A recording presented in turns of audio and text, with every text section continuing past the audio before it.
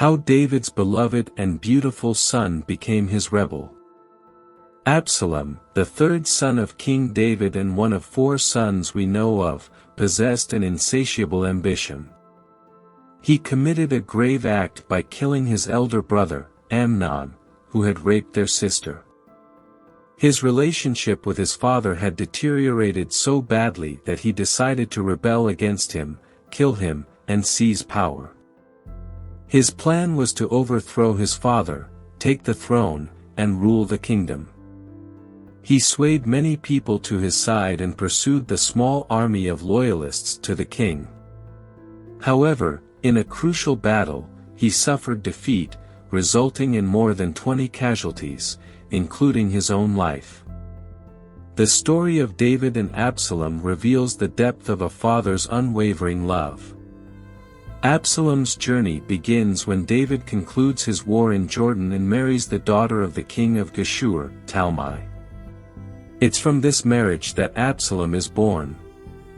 Sons were born to David in Hebron. His firstborn was Amnon the son of Ahinoam of Jezreel, his second, Kilib the son of Abigail the widow of Nabal of Carmel, the third, Absalom the son of Maacah daughter of Talmai king of Geshur. 2 Samuel 3 verses 2-3. Absalom is known for leading a rebellion against King David. During this rebellion, he forced David and his men to flee from Jerusalem toward the Jordan River. Absalom himself took control of the city and ruled from there for a time. Towards the end of the rebellion, a battle occurred between Absalom's forces and David's army in the forest of Ephraim, in the eastern part of Jordan. He lost his life in this battle. Absalom's rebellion stemmed from 2 main reasons. Firstly, he desired to become king himself. Secondly, he held a grudge against his father because David did not take action against his older son, Amnon. David failed to punish Amnon for his terrible act of raping Tamar. Therefore, Absalom sought revenge on Amnon by killing him.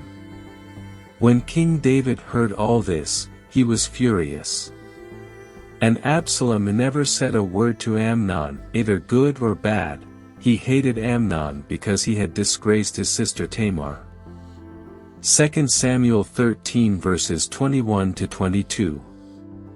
After the terrible incident, Absalom didn't talk to Amnon for 2 whole years. He patiently waited for the right moment to take revenge on him. This opportunity came when he invited Amnon and all the king's sons to a big celebration at his estate. Absalom used the festive atmosphere to his advantage, and with the help of his friends, he took the life of his older brother, Amnon. Absalom was afraid of being punished for what he had done, so he ran away to his grandfather Talmai's place, where he stayed for 3 years. Joab, who was David's army minister, tried to convince David, with the support of most people, to let Absalom return to Jerusalem. David did agree, but he didn't see his son for 2 years until they finally made amends. When Absalom came back from Geshur, he secretly started planning a rebellion against his father. He gathered his followers in Hebron and then marched to Jerusalem with a large group of supporters. Hebron, which had been a symbol of support for David at the beginning of his reign, now backed Absalom as the next in line for the throne. Absalom, acting as a confident leader, won the people over with his impressive leadership skills, compliments, and promises. In all Israel there was not a man so highly praised for his handsome appearance as Absalom. From the top of his head to the sole of his foot there was no blemish in him. Whenever he cut the hair of his head, he used to cut his hair once a year because it became too heavy for him. He would weigh it, and its weight was 200 shekels by the royal standard. 2 Samuel 14 verses 25-26.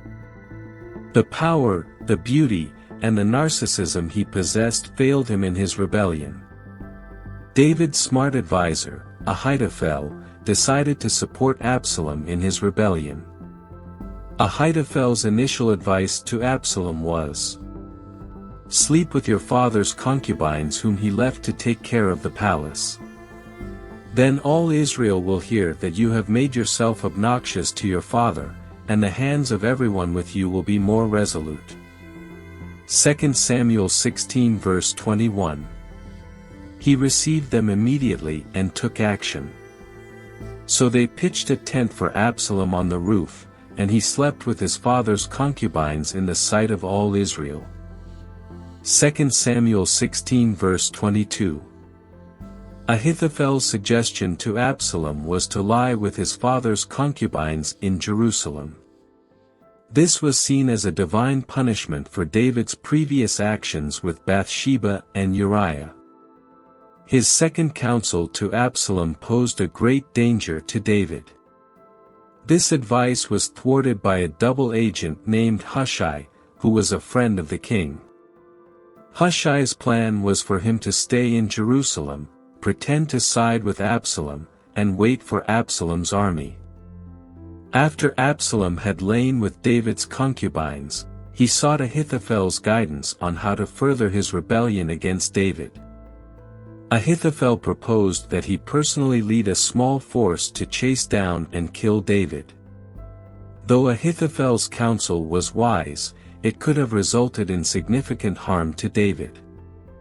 Fortunately for David, Absalom also consulted with Hushai, who advised him to remain in Jerusalem, gather a large force, and only then confront David in battle. Absalom accepted Hushai's counsel, and that's what allowed David to organize his army to regroup and prepare to face the rebels. As I recall, Ahithophel's effective plan involved him leading a small force to kill David.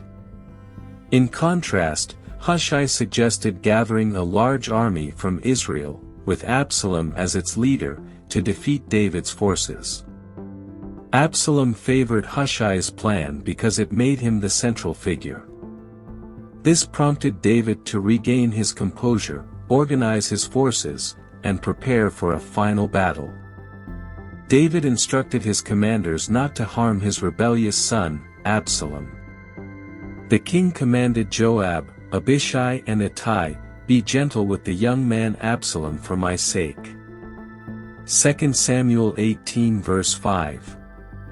Reality has its own plans, and so does Joab. He was killed because of his beauty. The hair was an expression of Absalom's beauty, it was he who failed him. As Absalom rode his horse in the forest of Ephraim during the battle with David's army, his hair got entangled in one of the branches of the Elah tree. After finding Absalom hanging between heaven and earth, Joab killed him along with 10 other boys. So he took 3 javelins in his hand and plunged them into Absalom's heart while Absalom was still alive in the oak tree. And 10 of Joab's armor-bearers surrounded Absalom, struck him and killed him. 2 Samuel 18 verses 14 to 15. Joab knew that only Absalom's death would bring an end to the war.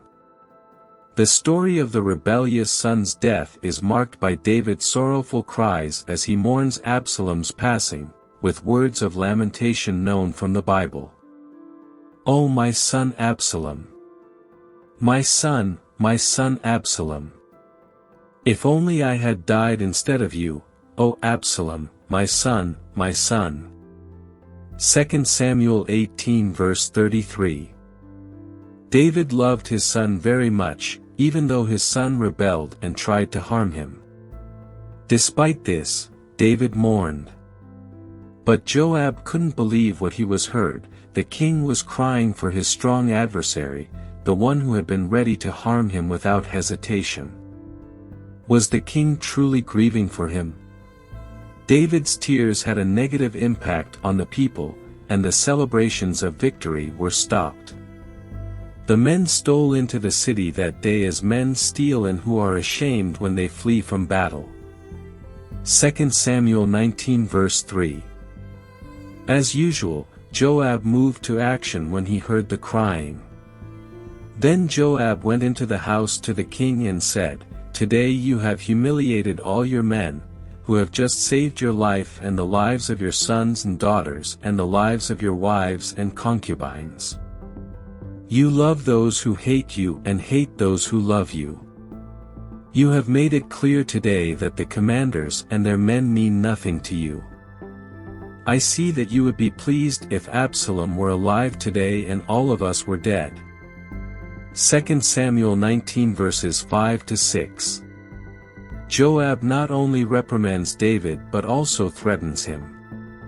"Now go out and encourage your men. I swear by the Lord that if you don't go out, not a man will be left with you by nightfall.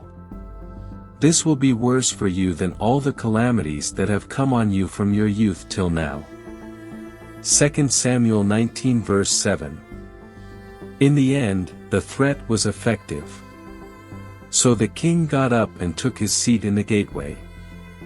When the men were told, "The king is sitting in the gateway," they all came before him. 2 Samuel 19 verse 9. David regained his wits and went back to lead his people. This is how David's tragic story ends, with the loss of another son, a son he loved so much and did not return the love. David returned to himself and went to lead his people. This is how David's tragic story ends, with the loss of another son, a son he loved so much and did not return the love. We hope you learned something new today. If you did, give this video a like and share it with your friends. You can share with us what you know by leaving a comment below. And don't forget to subscribe to our channel for more informative and entertaining content. Thank you so much and see you next time.